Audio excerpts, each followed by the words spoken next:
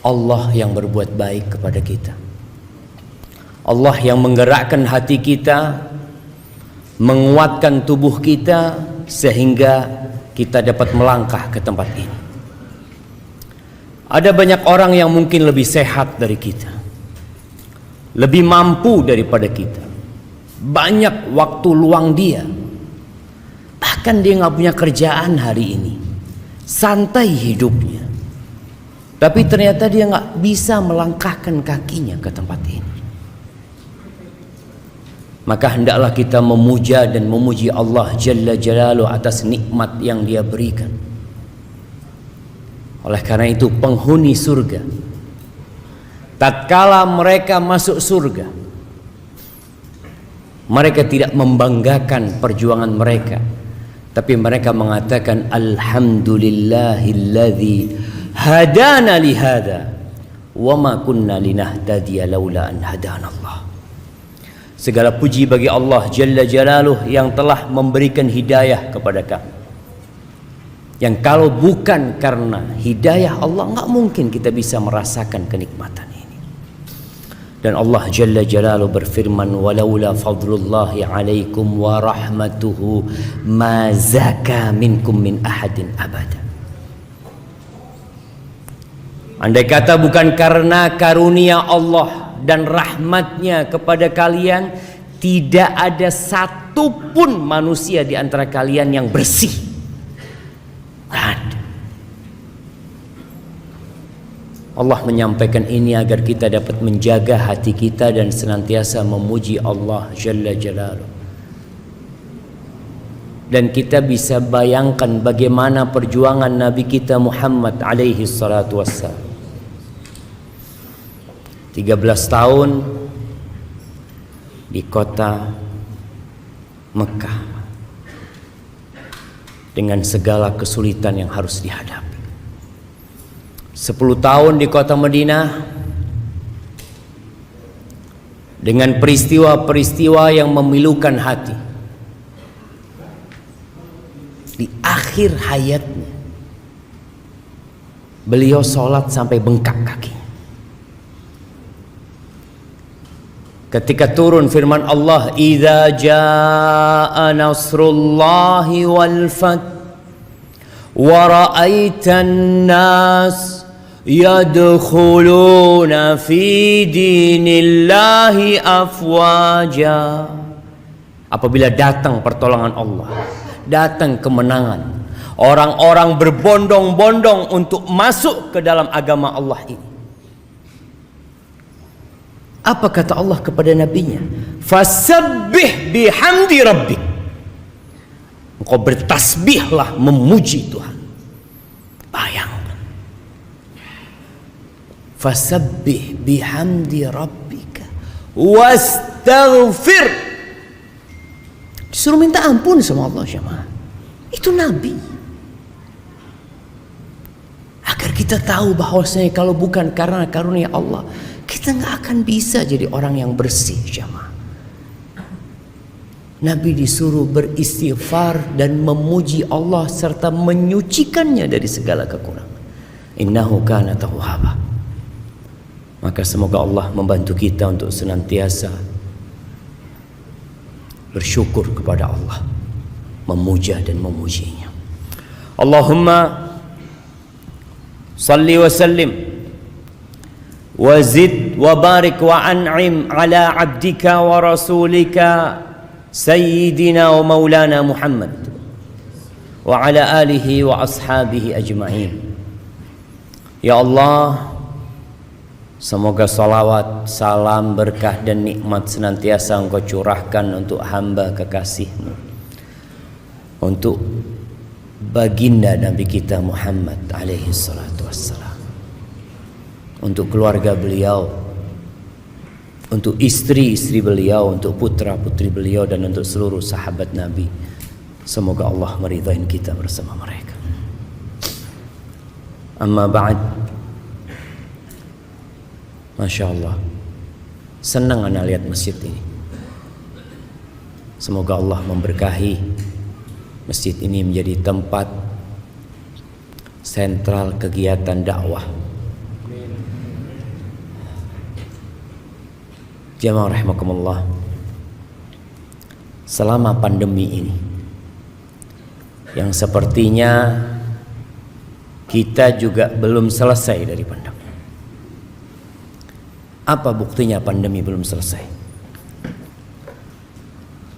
Nah, jamaah, antum masih pakai masker hari ini. Nah, ana izin minum dulu ya.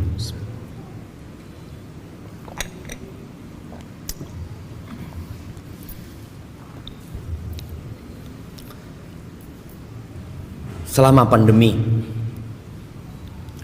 di awal-awal ana sering mengikuti jumlah yang terpapar COVID, jumlah yang sembuh, dan jumlah yang mati. Terus ana lihat, padahal sebelumnya ana nggak peduli dengan berapa orang yang mati. Antum peduli dengan berapa penduduk Indonesia yang mati? Enggak ada. Yang cari tahu hari ini berapa ya yang mati di Jakarta. Tapi di masa pandemi ada data yang membuat sebagian orang jadi tahu. Dan ternyata sebagian yang pergi meninggalkan dunia ini keluarga kita. Orang-orang yang kita cintai. Dahulu COVID itu sepertinya jauh, tahu-tahu tetangga kita. Sebagian ada yang orang tuanya, anaknya, saudaranya. Dan ahibati fillah, ketika masa COVID itu sebagian saudara kita, sebagian kerabat kita keluar rumah dan tidak pernah balik ke rumah lagi, langsung ke kuburan. Sampai kita melihat ada kejadian paksa membawa jenazah itu ke rumah. Udah mati nih orang, udah selesai urusannya dengan dunia, tapi keluarganya masih ingin ngurusin itu jenazahnya. Iya, dia ingin merawat jenazah tersebut dan mengantarkannya dengan layak. Tapi sebagian gak bisa. Ana punya sahabat juga berangkat. Sebelum dia meninggal, dia sempat telepon sama ana. Dia ngomong, Ustaz, kalau ana meninggal dunia, ana minta Ustaz yang nyolatin ana ya, kata dia. Ana ngomong, insyaallah sembuh antum, Pak. Ternyata betul dia berangkat. Dibawa jenazahnya pakai ambulan, gak boleh turun dari ambulan. Kemudian kita mengantarkan jenazahnya, gak boleh kita mendekat dari kuburannya. Allahu Akbar, ada apa syama? Ahibati fillah, ada juga berita-berita yang menyedihkan. Anak-anak bermain-main di sungai, tahu-tahu dia nggak pernah keluar lagi dari sungai itu. Ada yang naik motor dan tidak pernah balik ke rumahnya. Dan ada orang-orang yang sampai hari ini jasadnya pun tidak ditemukan. Gak tahu ada di mana. Tapi yang jelas ada kehidupan setelah kehidupan ini. Itulah yang akan kita bicarakan, tentang perjalanan setelah kita mati. Kita kemana jemaah?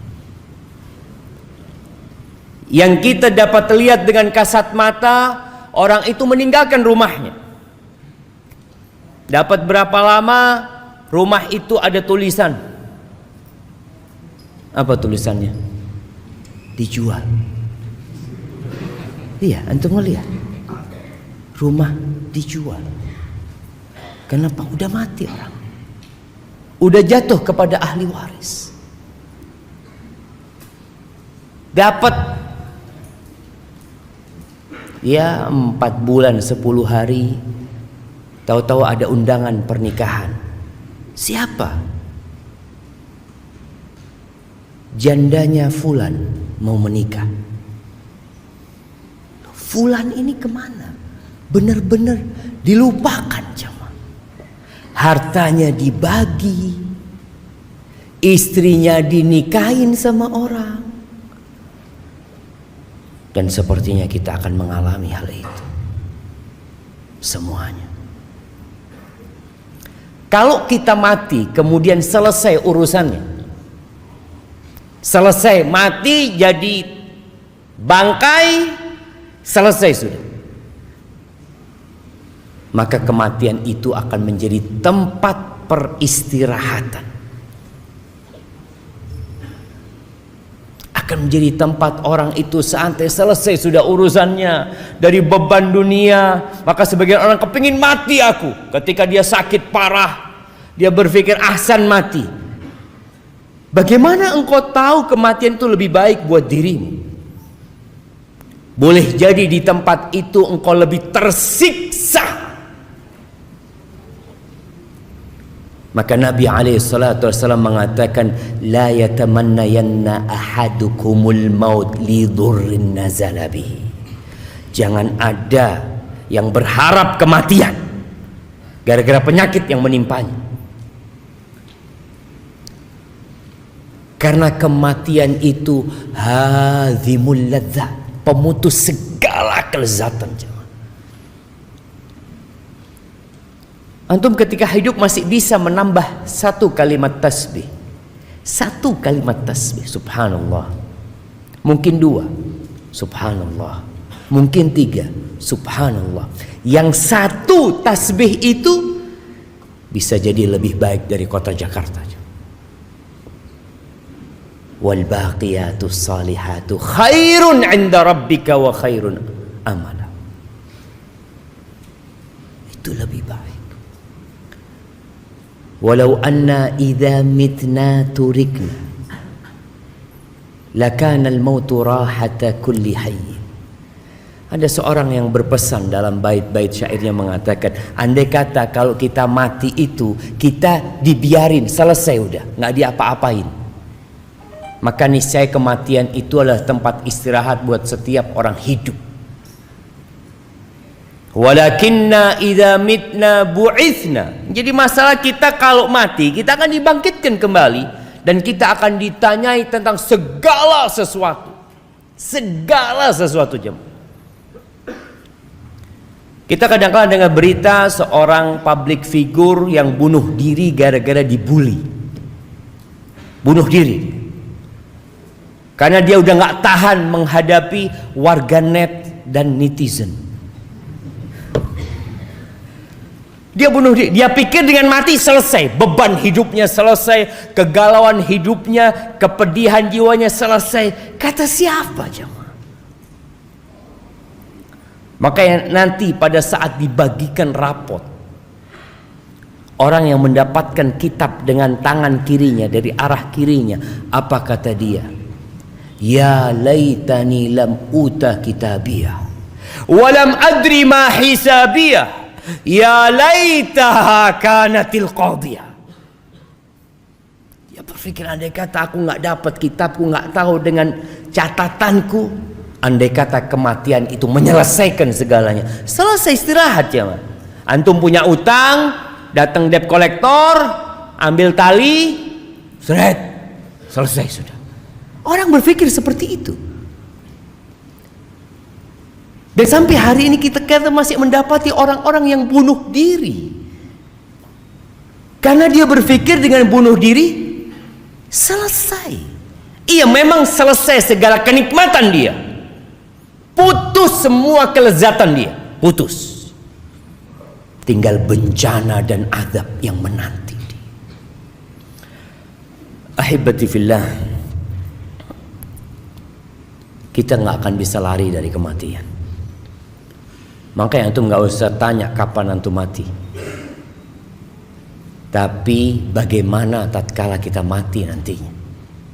Karena itu yang menentukan perjalanan kita selanjutnya. Allah Azza wa Jalla mengatakan di surat Al-Jumu'ah ayat 8, Qul innal mauta alladhi tafirruna minhu fa innahu mulaqikum. Katakan sesungguhnya kematian yang kalian lari darinya, pasti dia akan menjumpai kalian. Jadi orang itu bukan dikejar sama malakul maut, tapi ditunggu jemaah. Orang ini lari ya ke tempat itu takut dari kematian, di situ ada malakul maut yang nunggu antum. Pasti. Thumma turadduna ila alimil ghaibi wasyahadah. Setelah itu kalian akan dikembalikan kepada alimul ghaibi wasyahadah. Nah, tadi imam baca surat apa? Yang ditanya yang jawab. Nggak cukup kalau ana mau kasih sama antum semua. Dengar-dengar suara apa tadi antum? Surat apa? Belum paham antum? Surat Al-Hasyr. Pertama, pertengahan, terakhir. Terakhir, Masya Allah. Ana kasih hadiah buat antum. Masya Allah. 2 hadiahnya langsung jamaah. Barakallahu fikum. Fadal Habib. Betul, ini buat hadiah. Kok dilihat sama antum? Soalnya panitia yang lihat kok besar banget hadiah. Nah, antum perlu baca tuh akhir surat Al-Hasyr. Antum perlu baca Al-Quran semuanya. Tapi ada ayat-ayat yang mengenalkan kita tentang Tuhan kita, yang kita nggak pernah berhenti memanggil namanya, agar panggilan kita itu berbobot ketika antum mengatakan ya Allah. Siapa Allah? Antum kenal sama Allah. Masya Allah. Ada apaan?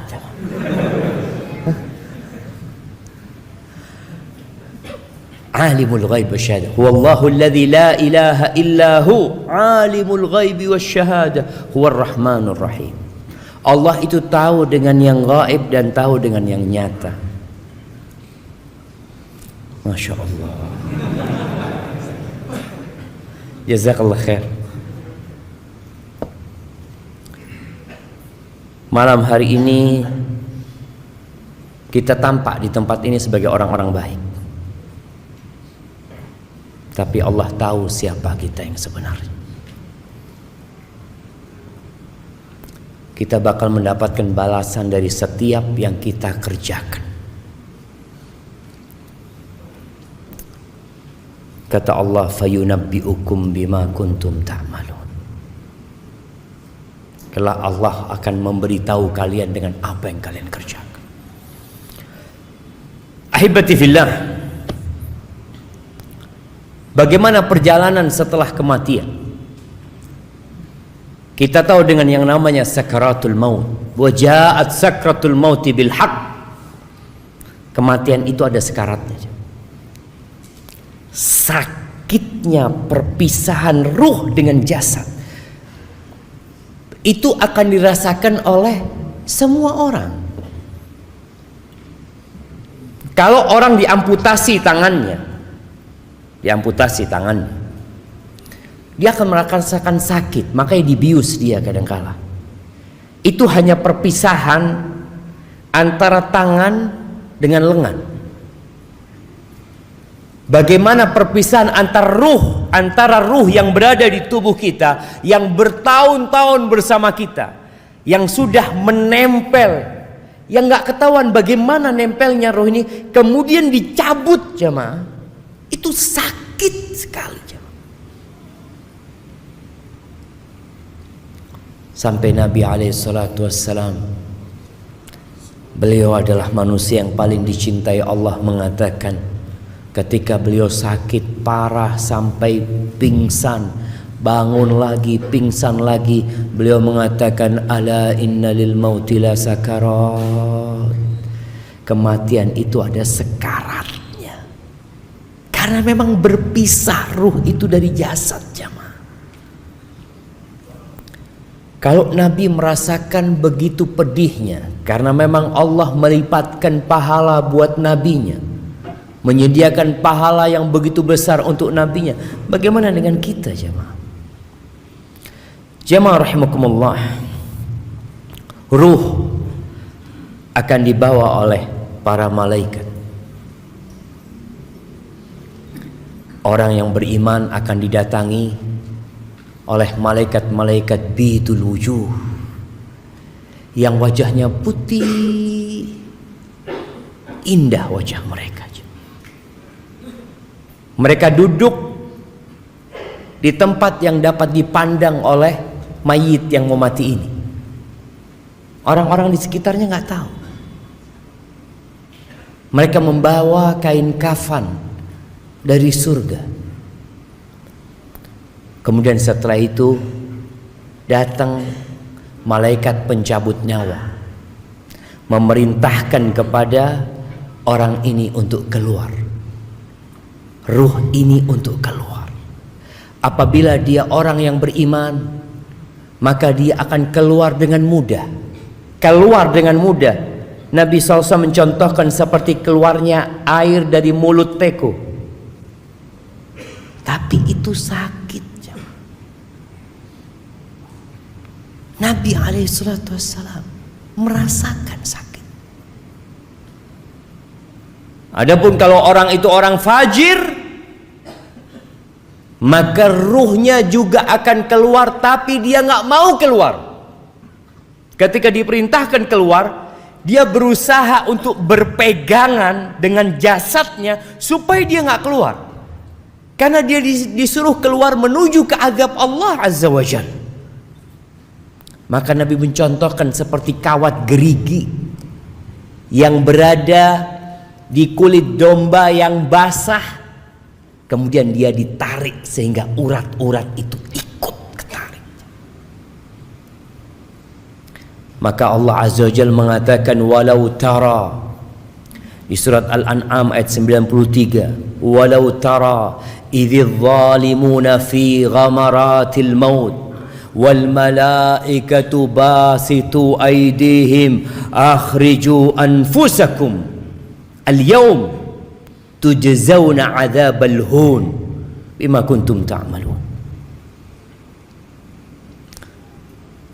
Andai kata kalian melihat ketika orang-orang zalim itu dalam perjalanan kematian, dia sudah dalam perpisahan dengan kehidupan ini, dan malaikat membentangkan tangannya mengatakan, keluarkan jiwa kalian, keluarkan jiwa kalian.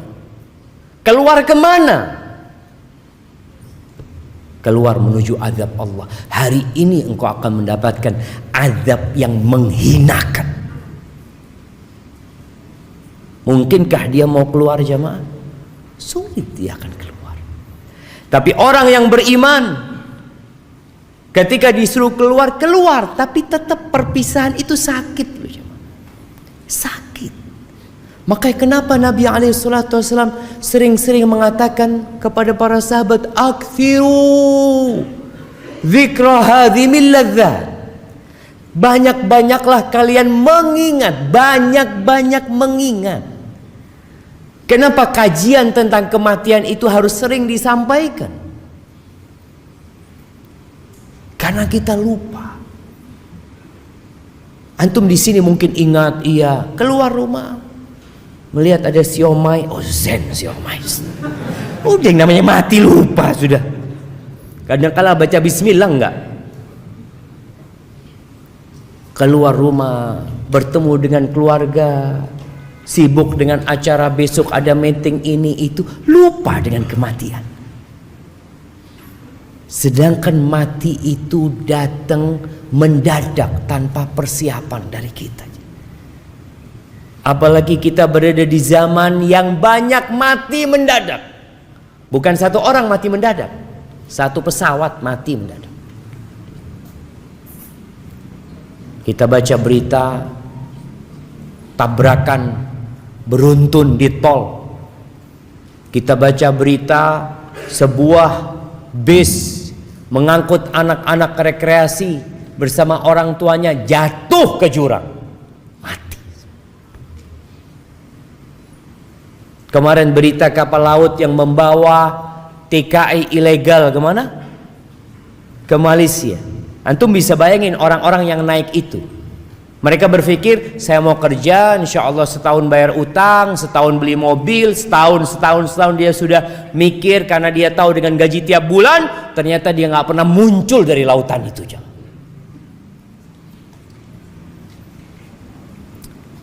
Ya, kita sering lupa. Makanya perlu diingatkan selalu.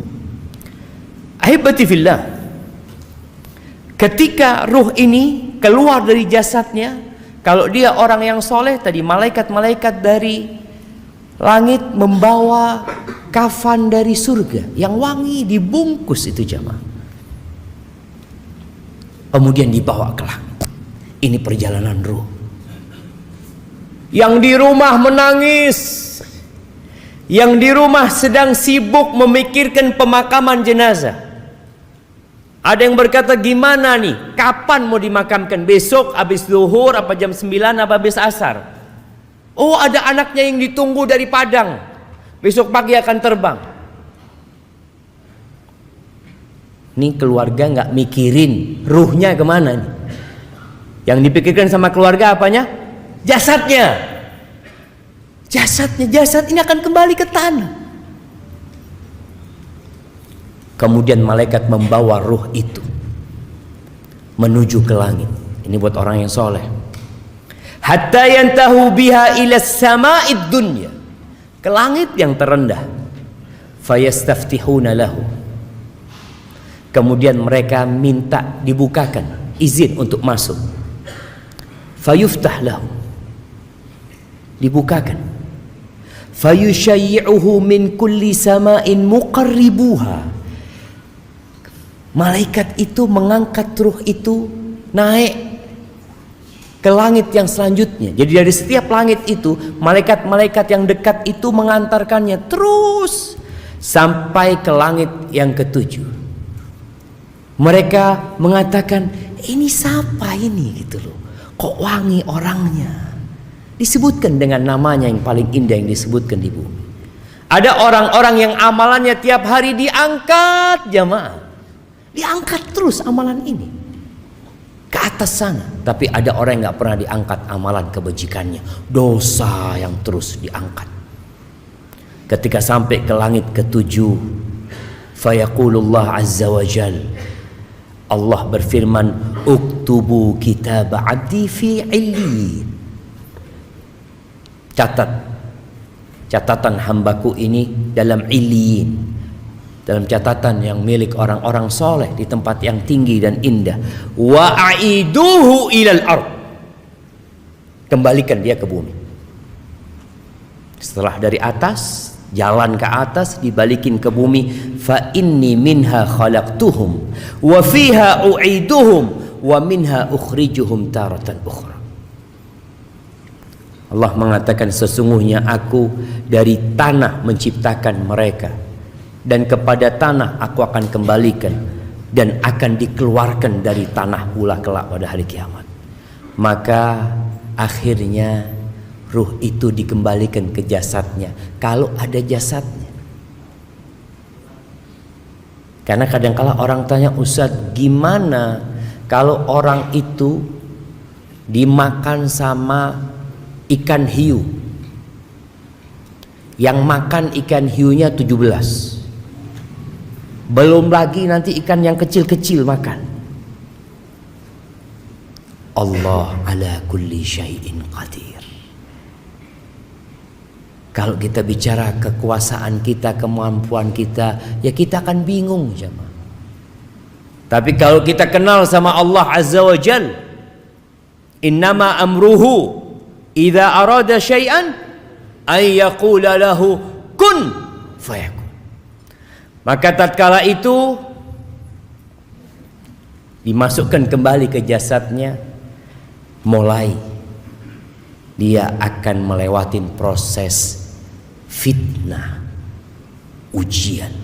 Ini ujian terakhir manusia ketika dia dikuburnya. Kenapa setiap sholat kita dianjurkan berdoa di akhir tasyahud kita, Allahumma inni a'udzubika min adzabil qabr wa min adzabi jahannam wa min fitnatil mahya wal mamat. Fitnah kehidupan dan kematian. Ini fitnah kematian yang akan dirasakan oleh setiap jiwa nanti. Dia didudukkan oleh malaikat, ditanya tentang 3 pertanyaan. Adapun kalau orang kafir yang mati atau orang fajir, maka sama, ruhnya akan diangkat. Nabi SAW menyebutkan fayas'aduna biha fala yamurruna biha ala mala'in minal malaika, dibawa tuh ke atas, tidak pernah mereka melewatin malaikat kecuali malaikat akan mengatakan ma hadzal ruhul khabith. Ruhnya siapa? Ruh yang busuk ini siapa? Nggak kenal tuh malaikat-malaikat. Fayaquluna fulan bin fulan, disebutkan nama itu. Ya bukan, mudah-mudahan bukan nama kita yang disebutkan, jangan. Artinya disebutkan nama orang ini, orang yang jahat ini, bi akbahi asma'ihi allati kana yusamma biha fid dunya, dengan nama yang paling buruk yang dinamakan dia di dunia. Kita tahu kalau yang namanya penjahat itu punya banyak nama alias, apa namanya? Inisial. Alias fulan, kan banyak namanya. Padahal nama sebenarnya bagus. Umpamanya namanya dia siapa? Sirajuddin namanya. Tapi karena dia penjahat, dia nggak pakai nama itu, disebutkan alias fulan. Dia akan dipanggil dengan nama yang paling buruk yang dipanggil di dunia. Kemudian hatta yuntaha bihi ila sama'id dunya, sampai ke langit dunia minta dibukakan, fala yuftahu lahu, nggak dibukakan buat ruh ini. Thumma qara'a Rasulullah SAW la tufattahu lahum abwabus sama, nggak akan pernah dibukakan buat mereka pintu-pintu langit. Wala yadkhulunal jannah, dan tidak akan pernah masuk surga tuh orang kafir. Masih ada orang-orang yang mengatakan mungkin di surga itu ada orang non muslim, ada orang kafir fulan. Mungkin iya, orang Islam ada yang mengatakan itu. Kita katakan nggak ada orang kafir di surga. Emangnya ustadz yang punya kunci surga? Emangnya antum juga punya kunci surga, bisa masukkan terserah antum? Antum bisa memasukkan semau antum. Anda mau masukkan fulan. Yang punya surga itu Allah Azza wa Jal. Dan Allah katakan wala yadkhulunal jannah, mereka tidak akan pernah masuk surga, nggak bakalan masuk surga sampai onta itu masuk di semil khiyat, di lubangnya jarum. Nggak bakalan. Andai kata mereka datang dengan sepenuh bumi ini emas jemaah, mereka ingin menebus diri mereka. Innal ladzina kafaru wa matu wa hum kuffar falan yuqbala min ahadihim mil'ul ardi dhahaban. Tuh orang-orang kafir yang mati dalam kondisi kafir. Yang mati loh jemaah. Kalau yang masih hidup kita doakan semoga dapat hidayah, semoga dia mendapatkan petunjuk. Tapi yang mati dalam kondisi kafir, kata Allah Azza wa Jalla, tidak akan diterima dari mereka sepenuh bumi ini emas. Ana pernah sodakoh ketika hidup segunung Semeru emas, nggak diterima. Jangan Semeru, sepenuh bumi ini emas, tapi karena engkau kafir, nggak bakal diterima sama Allah Azza wa Jalla. Nggak akan dapat menebus dirinya. Sedangkan orang-orang beriman, apa kata Nabi SAW? Ittaqun nar walau bisyiqqi tamrah. Selamatkan diri kalian dari api neraka walaupun dengan setengah butir kurma. Jangan bicara sepenuh bumi ini emas, setengah butir kurma itu dapat menyelamatkan kita dari api neraka, asalkan beriman. Emangnya permintaan Allah berat ya, Ma? Allah hanya minta qul la ilaha illallah. Allah minta itu.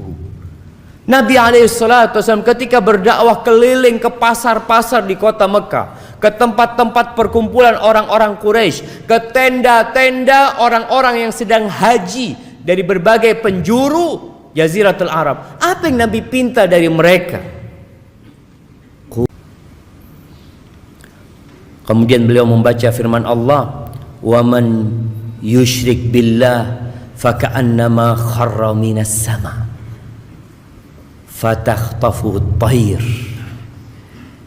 Barang siapa yang melakukan kesyirikan, menyekutukan Allah, maka dia seperti seorang yang jatuh dari langit kemudian disambar oleh burung.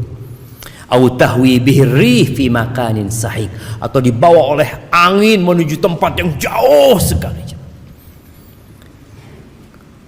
Kemudian ruhnya dibalikin ke jasadnya lagi, maka dimulai pertanyaan oleh Munkar dan Nakir. Ahibati fillah, ketika ini bicara yang di dunia sekarang, yang sibuk dengan jasadnya, ruh ini sudah melakukan perjalanan, yang di rumah masih sibuk. Sibuk ngapain? Kuburannya belum digali, belum nemu kuburan, masih sibuk mencari tempat untuk memandikan jenazah.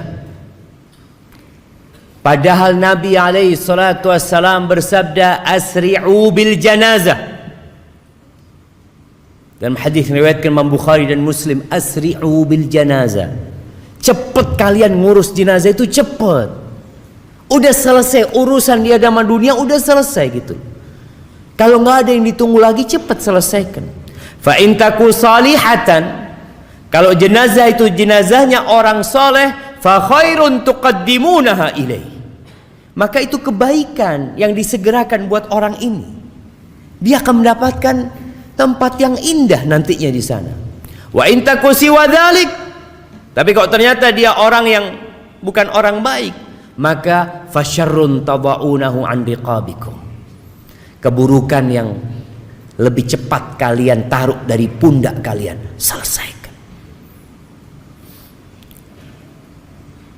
Dan ternyata jenazah ini di alam yang berbeda.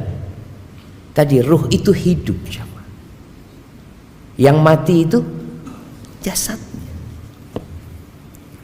Dalam hadis riwayat Imam Bukhari, Nabi SAW mengatakan, idza wudi'atil janazah, kalau jenazah itu diletakkan, fahtamalaha rijal ala a'naqihim, lalu ditaruh sama lelaki-lelaki di atas pundak mereka. Ana pernah ngangkat jenazah jamaah di Matraman Raya, Matraman Dalam ya. Ya kita waktu kuliah kan tahu dengan keutamaan ya, membantu umat Islam, keutamaan mengantarkan jenazah ke kuburan. Ana ngangkat jenazah itu jamaah, nggak ada yang gantiin. Jalannya pelan-pelan, astagfirullah. Ternyata katanya yang ngangkat itu udah dibayar. Jadi ketika kita gantikan dia alhamdulillah, kata dia tinggal kita itu pulang. Allahu Akbar. Nabi SAW menyuruh kita menyegerakan, jalannya jangan pelan-pelan, cepat antarkan jenazah itu, selesai udah urusannya. Ada yang mengatakan pelan-pelan mau kemana pelan-pelan? Oke, pengantin jalannya pelan-pelan, ada orang sudah mati. Kata Nabi SAW, fa in kanat salihah, kalau yang kita bawa itu orang soleh, qalat, jenazah ini akan berkata, qaddimuni, segerakan aku.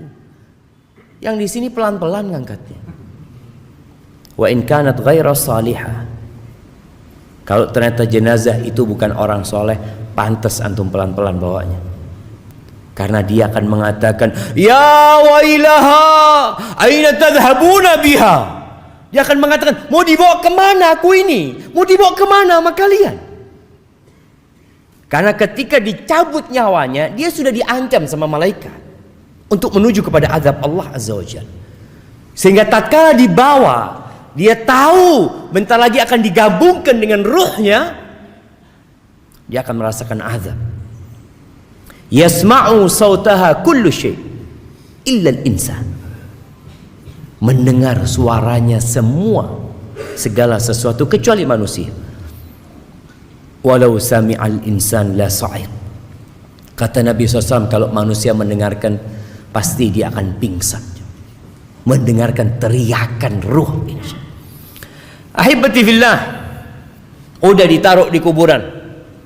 Kita lihat bagaimana anak yang soleh mensegerakan berangkatnya jenazah ayahnya. Ketika sampai kalau ditanya, ayo siapa yang mau turun? Siapa yang mau turun? Ayo anaknya fulan turun.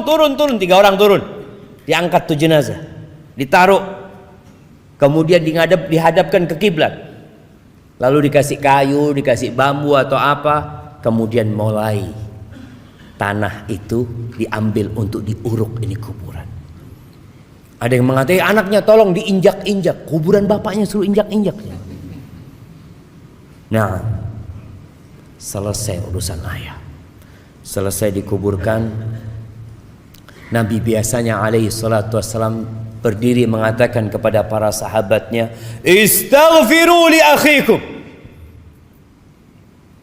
istaghfiru li akhikum wasalullaha lahu tathbit fa innahu al-an yus'al. Mohonkan kepada Allah ampunan dan mohonkan kepada Allah supaya dikasih keteguhan dia sedang ditanya. Ahibati fillah, keluarganya akan pulang. Anaknya nangis berapa lama? Setengah jam? Bentar. Anak beberapa kali ngantarkan jenazah, tahu-tahu anaknya udah pulang duluan. Kenapa? Udah capek Ustaz, dari tadi malam gak tidur. Antum gak mikir ayahmu lagi ngapain di sana? Aduh, kan urusan ayah sendiri Ustaz. Wallahi sahih jamaah. Orang-orang akan meninggalkan kita. Kata Nabi SAW, ketika dia masuk di dalam kubur ini, ditinggal sama keluarganya. Di hadis Bara' bin Azib tadi, lanjutan hadis Bara' bin Azib yang diriwayatkan Imam Tirmidzi, fayatihi malakan, akan datang kepada orang ini 2 malaikat, syadidal intihar, yang keras galak malaikat ini.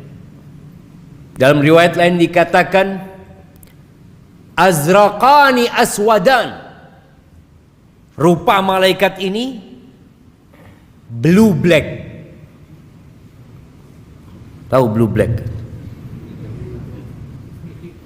Apa bahasa Indonesianya? Biru hitam.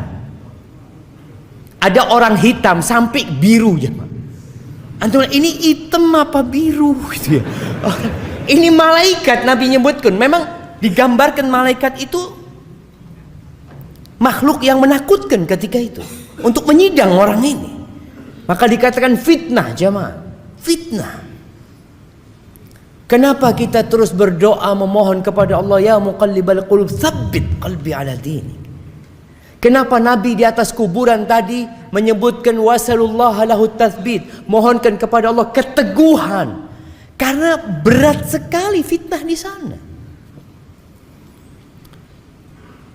Wa yujlisani, disuruh duduk orang ini. Gimana antum didudukkan sama makhluk yang menakutkan gitu ya? Fayaqulani lahu man rabbuk, ma dinuk, man nabiyuk. Maka akan ditanya 3 pertanyaan. Oh, pertanyaan itu gampang Ustaz. Ahibati fillah, antum pernah melihat orang yang dibawa sama polisi dari rumahnya kemudian ditutupi kepalanya, kemudian dinaikkan ke mobil, ditaruh di tempat yang gelap kulita, kemudian mulai diinterogasi orang ini. Siapa namamu? Apa? Nama. Tanya nama saya. Dia akan kebingungan. Ditanya sama polisi ini, dari mana engkau? Ini itu. Dia bingung, ada apa ini? Dia mau jawab, kadang-kadang lupa dengan jawaban-jawaban yang sebenarnya dia tahu, jemaah. Masya Allah. Kita azan dulu. Nah, kita lanjut. Nah, jemaah, kita lanjutkan dulu. Karena kalau kita mau sholat sekarang, kayaknya ada banyak yang harus terusir dari dalam sini. Nanti waktu sholat yang sebagian mungkin harus keluar ya. Yang tadi sholat di dalam tetap di dalam. Yang tadi sholat di luar keluar. Masa Ustaz? Astagfirullah. Baik, ahibati fillah. 3 pertanyaan tadi tidak dijawab dengan hafalan. Kalau bicara hafalan, senok hogron hafal Quran. Ada orang-orang munafikun hafal Quran, tapi menjawab pertanyaan itu dengan keyakinan. Makanya kalau orang itu adalah orang yang beriman, bukan orang yang pura-pura beriman, bukan yang imannya karena ikut-ikutan, tapi imannya khalisan lillah, maka dia akan menjawab mengatakan Rabbi Allah wa dinil Islam wa Nabi Muhammad sallallahu alaihi wasallam. Kemudian akan ada yang menyeru dari langit mengatakan an sadaqa abdi. Benar. Benar. Tapi kalau dia orang munafik, fajir, ketika ditanya man rabbuk, ma dinuk, man nabiyuk, dia mengatakan sami'tu nas yaqulun faqultu. Jawaban dia, bisa dia jawab Tuhannya Allah, bisa dia jawab Nabinya Muhammad SAW, bisa dia jawab Islam agamaku. Tapi apa kata dia? Aku mendengar orang mengatakan itu, aku pun mengatakan seperti itu. Orang mengatakan Nabinya Muhammad, ya aku katakan Muhammad. Tanya agamanya apa? Oh, Islam. Islam, KTP-nya Islam dia. Tapi ternyata dia bukan orang yang benar-benar beriman, hanya pura-pura beriman. Maka akan ada yang menyeru dalil mengatakan an kadzaba abdi, bohong dia selama ini. Ahibati fillah, Ibnu Hibban dan Imam Tabrani meriwayatkan dari Abu Hurairah radhiyallahu anhu, dari Nabi alaihi salatu wassalam, beliau mengatakan walladzi nafsi biyadi, walladzi nafsi biyadihi, demi yang jiwaku berada di tangannya, yakni demi Allah azza wa jalla, yang jiwa kita semua ada di tangan Allah. Innal mayyita la yasma'u khafqa ni'alikum hina tuwalluna anhu mudbirin. Sesungguhnya mayit itu mendengarkan suara sandal kalian ketika kalian pergi meninggalkannya. Kita lihat yang ramai, tahu-tahu sepi, senyap. Fa in kana mu'minan, kalau dia orang yang beriman, kanatis shalah 'inda ra'sihi, maka salat akan berjaga di kepalanya. Dalam riwayat lain dikatakan bacaan Quran, karena orang salat biasanya baca Quran, akan ada di arah kepalanya. Jagain orang ini. Wazakatu an yaminihi wassaum an yasarihi. Zakat di kanannya, puasa di kirinya.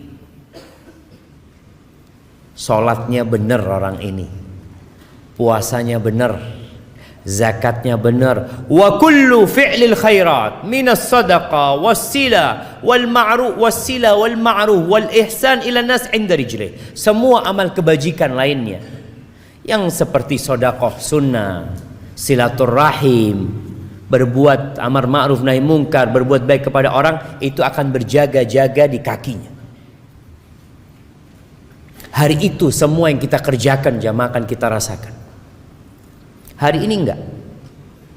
Antum datang ke tempat ini capek, lelah, nggak dapat apa-apa loh. Pulang dapat apa antum? Ada pembagian fulus di luar sana? Nggak ada. Yang ada sandal hilang, Ustaz. Artinya terjadi tuh kadang-kala sesuatu, aduh, anak udah niat kajian ikhlas lillahi ta'ala, itu kita datang melaksanakan ibadah. Antum sholat malam 1 jam, antum sholat pagi hari, apa gaji antum bertambah? Enggak. Yang ada ngantuk kadang-kala kita. Ini gara-gara sholat malam ini. Sholat malam disalahkan. Kita ibadah bener jamaah. Makanya orang kadang-kala heran lihat orang Islam berpuasa. Sampai ada cerita kawan di Jepang, dia nggak boleh puasa sama perusahaan tempat dia kerja. Jangan, kata dia, kok nanti sakit. Kata dia, enggak, ini perintah Tuhanku. Apa kata bosnya? Ini aku kasih makanan, Tuhanmu nggak tahu lah, kau makan. Ini orang memang nggak beriman. Kita puasa di dalam kamar, tidak ada satupun yang melihat kita. Kita nggak makan, kita nggak minum, karena kita beriman gitu loh. Maka disinilah bagaimana zakat di kanan, puasa di kiri, jagain orang ini. Keluarganya udah pulang, harta yang dia kumpulkan juga sudah dibagi mungkin. Tapi hanya amalan yang kata Nabi SAW akan menemani di kuburan. Dan Nabi sebutkan secara spesifik amalan ini ada di mana. Menjagain orang ini. Fayu'ta min qibali ra'sih. Didatangin dari arah kepalanya, mau diadab orang ini, mau disiksa. Apa kata salat? Ma qibali madkhal. Nggak bisa, dari arahku nggak ada cara masuk dari arahku. Salatnya lengkap ya mah. Tapi gimana dengan yang salatnya cuma Jumatan doang? Ini orang salatnya lengkap. Kata dia, nggak ada pintu masuk dari arah aku, nggak bisa. Wa yuta an yamini, dari kanan datang. Maka zakat mengatakan nggak ada. Orang ini selalu membayar zakat, kata dia. Nggak ada. Masuk dari tempatku nggak bisa. Dari yang lain mungkin bisa, tapi dari sini nggak bisa. Dia memang jaga di sana. Datang ke kanan, masya Allah. Puasanya belain orang ini. Ada sebagian orang yang rajin zakat, tapi nggak puasa. Kita juga melihat ada orang yang puasa Ramadan tapi nggak sholat. Kalau waktu berbuka, masya Allah, buka bersama kita, insya Allah. Waktu sholat maghrib, aduh, anak pulang duluan. Ada orang nggak sholat ya mah. Maka engkau akan lihat dari mana engkau akan disiksa. Kemudian datang dari arah kirinya, arah kakinya, semua amal soleh, perbuatan baik kepada manusia akan mengatakan ma qibali madkhal, nggak ada tempat masuk dari tempatku. Fayuqalahu ijlis, dia katakan duduk engkau sekarang. Udah, malaikat ini nggak bisa nyiksa orang ini. Lalu diperintahkan untuk duduk. Fayajlis, duduk. Ini di alam barzakh. Yang tadi kita bicarakan keluarganya ini, mungkin anaknya sudah tidur, istrinya udah capek semua. Nih orang belum selesai urusan. Kemudian orang ini duduk. Qad muthilat lahu syamsu qabl danat lil ghurub. Digambarkan kepada orang ini di alam sana ada matahari yang sedang mau tenggelam. Apa kata Nabi SAW? Orang ini tanya lagi, akhbirna amma nas'aluk. Kita mau tanya sama engkau, kau jawab pertanyaan kami. Apa kata orang ini? Da'ni hatta usalli. Tunggu dulu, aku mau sholat dulu, kata dia. Karena dia orang yang rajin sholat. Ketika lihat matahari mau tenggelam, dia tahu belum sholat, dia kata dia. Biarkan aku mau sholat dulu, mau sholat asar mungkin dia. Pikiran dia, ini orang kalau sudah cinta dengan sholat. dia tidak akan pernah berpikir meninggalkan sholat.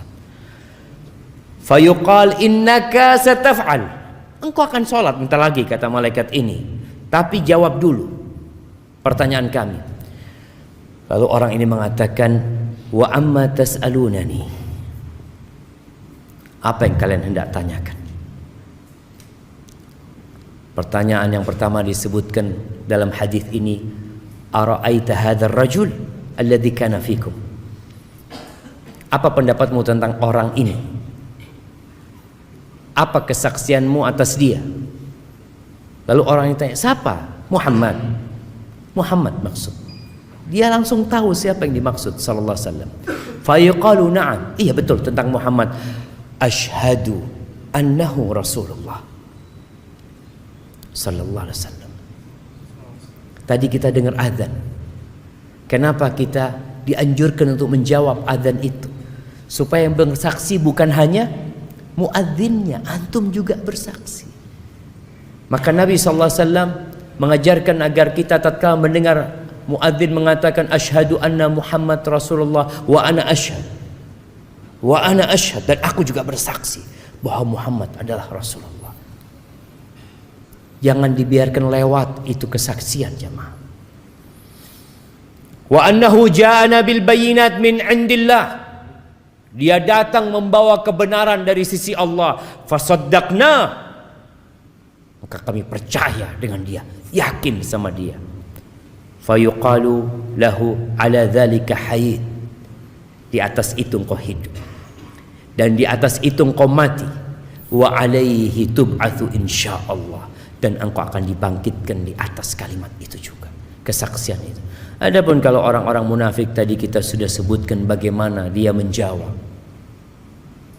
Malaikat akan mengatakan kepada la darait wala talaut, engkau enggak tahu, engkau enggak belajar, engkau enggak baca, hidup hanya ikut-ikutan saja. Maka akan ada yang menyeru dari langit mengatakan hambaku ini telah berdusta. Ahibati fillah, selesai pertanyaan, Allah Azza wa Jalla memberikan sebuah karunia kepada orang yang soleh ini. Apa? Ada yang menyeru dari langit mengatakan hambaku telah jujur benar, fa'afrishuhu minal jannah, kasih dia permadani dari surga. Kadangkala ada kuburan yang kita lihat becek. Musim hujan ini sampai pakai pompa air ngeluarkan air. Kadangkala kering dikit langsung dimasukkan itu jenazah, udah selesai sudah. Tapi kalau dia orang soleh, setelah pertanyaan selesai, hamparkan bagi dia permadani dari surga. Wa albisuhu minal jannah, berikan pakaian dari surga. Waftahu lahu baban ilal jannah, bukakan bagi dia pintu ke surga. Maka dibukakan di kuburnya itu, dibukakan pintu sehingga datang aroma surga, wanginya surga, dan kuburnya kata Nabi SAW, wa yufsahu lahu fi qabrihi madda basarih, kuburnya diluaskan sepanjang dia memandang. Karena apa? Karena kuburannya ada di apa, kuburan yang mahal di Jakarta? Sandiaga. Sandiaga. Apa? Sandiaga Hill. Karena di sana jadi luas lah, karena amalannya. Dalam kehidupan di dunia ini kita mendapatkan bagian kesenangan bukan karena amalan. Antum bisa lihat orang-orang yang selalu berada di sop pertama kadangkala hidupnya miskin, melarat. Tiap malam dia baca satu juz, sulit ekonominya, bencana menimpa dia. Karena memang dunia ini darul amal, tempat untuk beramal, bukan untuk bersenang-senang di sini. Hisabnya nanti. Maka ini orang ketika sudah dikuburnya, walaupun menurut orang becek, kena air hujan ini dan itu, tapi karena amalan dia sejatinya telah dibentangkan kuburannya, dihamparkan permadani surga, dibukakan pintu surga. Jemaah, antum bisa merasakan orang kepanasan, tahu-tahu kalau dibuka jendela masuk AC, Allah enaknya. Dan dia akan merasakan aroma dan udara surga itu mulai di kuburan sana. Bagaimana Rasul sallallahu alaihi wasallam pernah mengatakan, innal qabra awwalu manzilatin min manazilil akhirah. Kuburan itu tempat persinggahan pertama ke akhirat. Terminalnya itu di kuburan tuh. Kalau di situ mudah hidupnya, yang selanjutnya insya Allah aman. Tapi kalau sudah di sana nggak benar, yang selanjutnya akan lebih berat. Kemudian ya namanya orang kalau sendirian, walaupun tempatnya luas nyaman, tetap kesepian. Antum bisa rasakan. Antum dikasih rumah luasnya 500 meter persegi, kamarnya ada 17, antum sendirian jemaah. Kira-kira gimana perasaan antum di sana? Kayaknya ahsan ana di gubuk reot tapi sama sohib-sohib, ada kawannya. Maka Allah memberikan kawan kepada orang ini. Wa yatihi rajulun hasanul wajhi, datang kepada seorang dengan wajah yang indah, hasanul thiyab, pakaiannya bagus, thayyibur ri, aromanya wangi. Lalu tiba-tiba orang ini mengatakan, absyir billadzi yusurru, bergembiralah engkau dengan yang menyenangkan hatimu. Hadza yaumuka alladzi kunta tu'adu, ini hari yang engkau dikasih janji. Kita semua dikasih janji sama Allah, Allah akan kasih balasan sama kita. Allah tidak pernah ingkar janji. Dan itu hari pertama Allah menepati janjinya, akan adanya pahala yang sudah Allah jelaskan. Allah menepati janji di dunia dan menepati janji di akhirat. Tapi ini dalam kehidupan akhirat. Ini hari yang engkau telah dijanjikan. Akan adanya hari kebangkitan nantinya, dimulai dari sini. Kemudian orang ini tanya, ya Allah, mudah-mudahan kita yang mengatakan itu.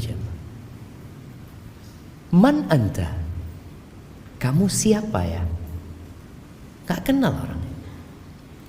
Fawajhukal wajhul ladzi yaji'u bil khair, wajahmu wajah orang yang membawa kebaikan, kata dia. Karena dia gak kenal, kata orang ini, ana amaluka saleh, aku amal solehmu.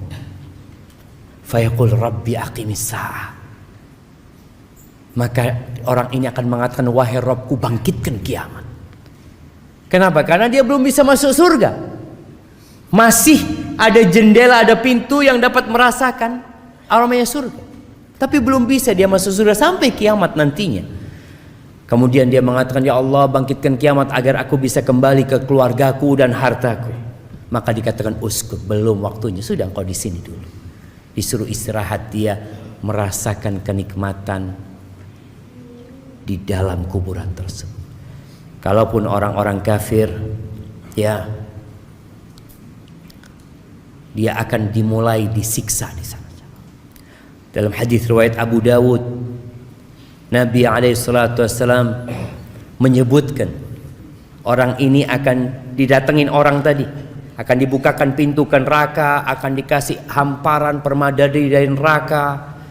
Dia akan mencium aromanya neraka, busuknya neraka. Kemudian datang orang yang wajahnya buruk, jelek, busuk, lalu mengatakan, absyir billadzi yasu'uk, bergembiralah engkau dengan yang menyulitkanmu, yang buruk buat hidupmu. Ini hari yang engkau dijanjikan. Lalu apa kata orang ini? Engkau juga semoga dapat keburukan.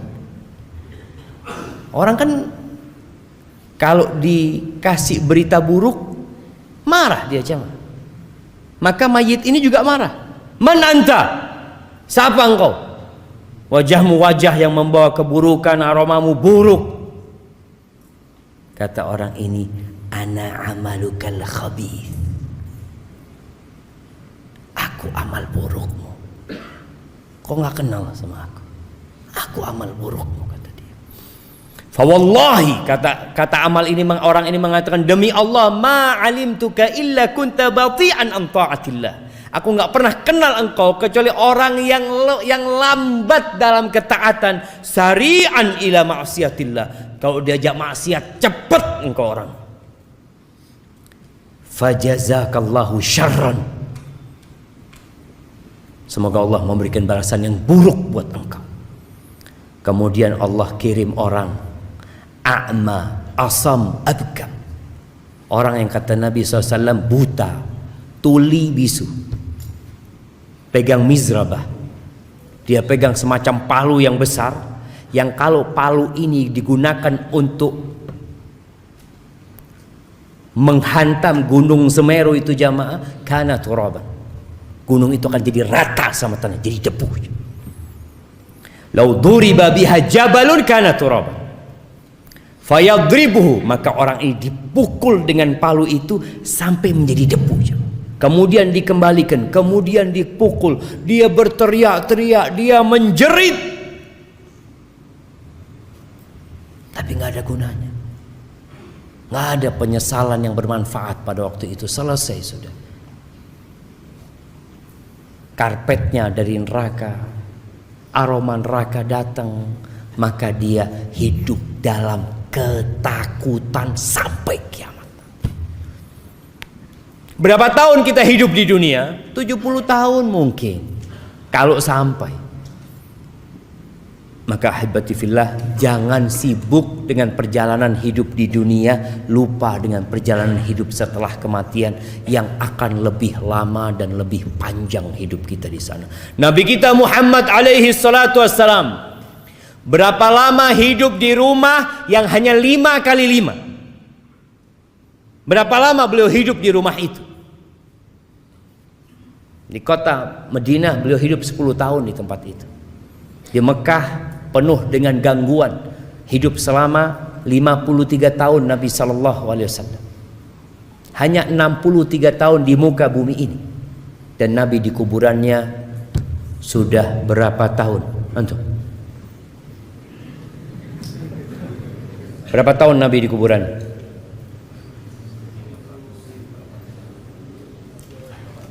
Seribu 340. 1435.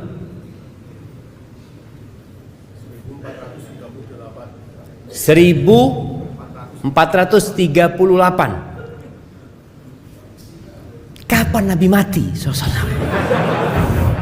Ngitungnya itu dari tanggal Nabi meninggal dunia. Nah, 1380. Ya, hampir benar.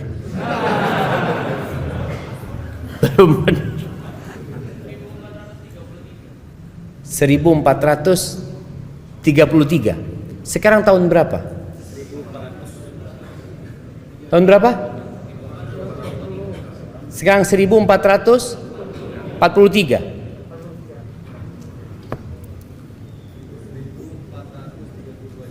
1432 jemaah. Nabi meninggal tahun 11 Hijriah. 1443 dikurangin 11 berapa? 32. Bener, nggak nyontek kan tuh? Kasihkan ke belakang. Oh, Masya Allah. Barakallahu fikum. Beliau sudah hidup di kuburannya 1432 tahun. Mana yang seharusnya kita pikirkan? Perjalanan yang mana? Ketika antum tahu mau melakukan perjalanan 2 hari, antum akan bawa bekal buat 2 hari itu. Kemudian dikatakan insya Allah 2 hari di sini, 2 tahun di sana. Mana yang antum akan pikirkan? Yang 2 hari ya secukupnya lah. Ana harus simpen untuk yang 2 tahun di sana. Barakallahu fiik.